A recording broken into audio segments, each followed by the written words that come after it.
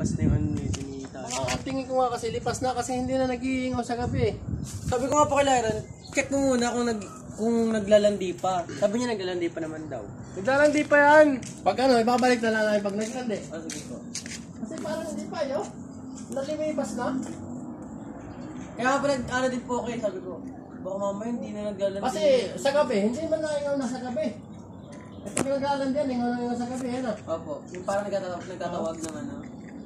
Kasi basta nangangad yan, kahit sinong pusang lalaki, hindi na mag-iingaw. Ano? Ibalik na lang natin, Lyron. Tsaka ito Tapos pagbalik na ganyan na naman. Eh di mas magandang sanayin muna. sanayin na muna. Hanggang Lunes lang siguro. Hanggang Lunes. Tsaka hindi rin marunong yung pusa ko. Baka, ano? Hindi rin po ilang beses na po yan, nag-try ng ano, hindi niya naman nagagawa. At bata, kaka-ano lang po yan, kaka-adult lang. Baka baby pa to. Ikaw di. Yung nandun kilala. Tayo. Ganyan din, Siamese din. Oo, yung maganda yung si Jody. Yung tatay niyan. Nandun pork ball pa tatay. First, ay ano yan? Pure Siamese. Yung tatay na, yung tatay niyan. Pure Siamese din yung tatay niya. Malaki tatay niya. Oo, laki.